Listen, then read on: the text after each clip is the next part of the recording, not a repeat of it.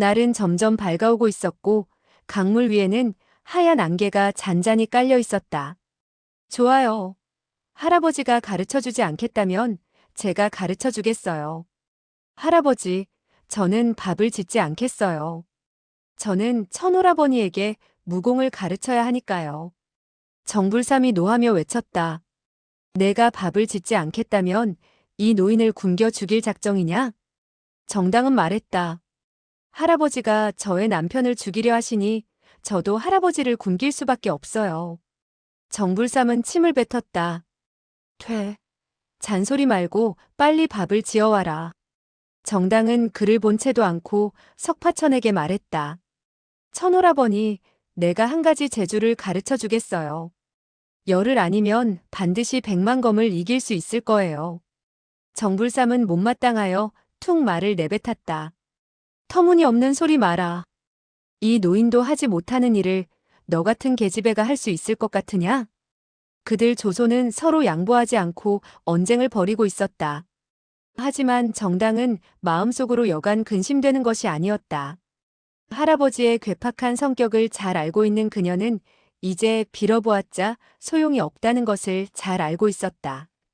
그녀는 어떤 방법을 써야 할아버지의 마음을 돌릴 수 있을까 궁리해 보았다. 밥을 지어주지 않는다면 굶게 될 것이고 그렇게 되면 배가 고파 허덕이다가 고을로 들어가서 음식을 사 먹으려고 하겠지. 그때 기회를 보아 천오라버니를 도망치게 하면 될 것이다. 그런데 석파천은 정불삼이 배가 고파 오만상을 찌푸리고 있는 것을 보고 자기도 배가 고픈 것을 느꼈다. 그는 정당의 생각을 전혀 짐작하지 못하고 몸을 일으키면서 말했다. 제가 밥을 해드리죠. 정당은 순간 다급하게 부르짖었다. 당신이 왜 밥을 짓는단 말이에요? 그러다가 상처가 덧나기라도 하면 어떻게 해요? 정불삼은 그녀의 말을 받았다. 우리 정씨 집안의 금창약은 효과가 뛰어나서 바르는 즉시 치유가 된다. 그가 입은 상처는 심하지 않은데 왜 덧난단 말이냐? 그는 달래는 투로 석파천에게 말했다. 역시 내 녀석은 착하구나. 빨리 이 할아버지에게 밥을 지어다오. 그는 밥이 먹고 싶어 이번에는 석파천을 백치라고 부르지 않았다. 정당은 애원하는 투로 말했다. 그가 밥을 지어 할아버지에게 드리는데도 할아버지는 그를 죽이겠어요? 정불삼은 단호하게 잘라 말했다. 밥을 짓는 것은 밥을 짓는 것이고 사람을 죽이는 것은 사람을 죽이는 것이지. 이 두 가지 일은 서로 상관이 없는 일인데 어째서 함께 논하는 것이냐? 석파천은 가슴팍의 상처를 살짝 건드려 보았다. 통증은 별로 심하지 않았다. 그는 뒤쪽으로 가서 쌀을 꺼내 밥을 짓기 시작했다. 백고물에서는 늙은 사공이 키를 잡고 있었다.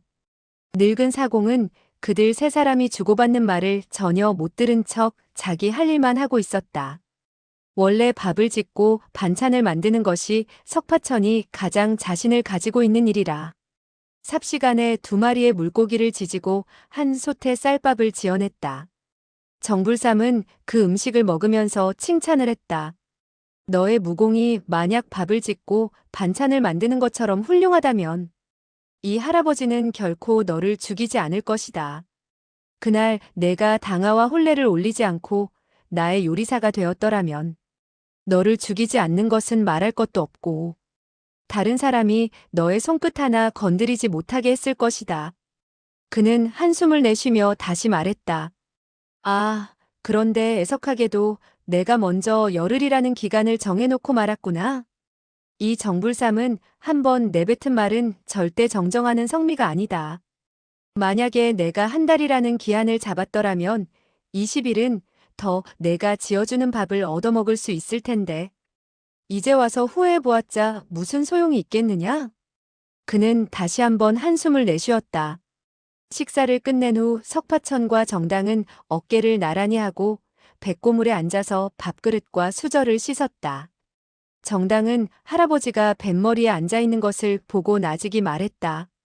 나중에 금나수법을 한 가지 가르쳐 드리겠으니 잘 기억하도록 하세요. 석파천은 담담하게 말했다. 그 무공을 배워 백대엽과 겨루어 보라는 것이요? 정당은 안타까운 표정을 지으며 말했다. 설마 당신은 정말 백치가 아니겠지요? 천오라버니, 당신은 옛날에는 이렇지 않았어요. 석파천은 고개를 갸웃거렸다. 옛날에는 어떠했었소? 정당은 얼굴을 약간 붉히며 말했다. 옛날 당신은 나를 보기만 하면 달콤한 말을 연신 속삭였으며 또 세심하게 저를 아껴주곤 했어요. 하시는 말씀마다 남들이 전혀 생각하지 못하는 일들을 들먹이곤 했는데 이제는 정말 바보처럼 느껴져요. 석파천은 한숨을 내쉬었다. 나는 본래 그대의 천오라버니가 아니오. 그러면 당신의 환심을 살 줄 알았겠으나 나는 그런 것을 모르오. 당신은 역시 당신의 천오라버니를 찾아가는 것이 좋겠소. 정당은 부드러운 어조로 물었다. 천오라버니, 저에게 화를 내는 것인가요? 석파천은 고개를 흔들었다. 어떻게 내가 화를 내겠소? 솔직히 말씀드리는 것뿐이요. 그런데도 당신은 전혀 믿지 않으니 나로서도 더 이상 어쩔 도리가 없구려. 정당은 뱃전으로 유유히 흘러가는 강물을 바라보며 중얼거리듯 말했다. 언제나 옛날처럼 아껴주며 세심했던 그 시절로 되돌아갈 수 있을까? 그녀는 멍하니 넋을 잃고 있었다. 그러다가 그녀는 그만 자기도 모르게 들고 있던 대접을 강물 속으로 떨어뜨리고 말았다. 풍덩 하는 소리와 함께 대접은 파란 물결에 두어 번 흔들거리더니 곧 자취를 감추고 말았다. 석파천은 천천히 입을 열었다. 정당, 나는 영원히 당신의 천오라버니가 될 수 없을 것이오. 만약에 내가 영원히 이렇게 바보스럽다면 당신은 나를 좋아하지 않을 것이오. 그렇지 않소? 정당은 흐느낄 듯 구슬픈 얼굴을 하며 말했다. 몰라요. 몰라요. 그녀는 마음속이 답답한 듯 손에 잡히는 대로 그릇들을 강물 속에 던져버렸다. 석파천은 침울하여 말했다. 나는 언변도 좋지 못하오.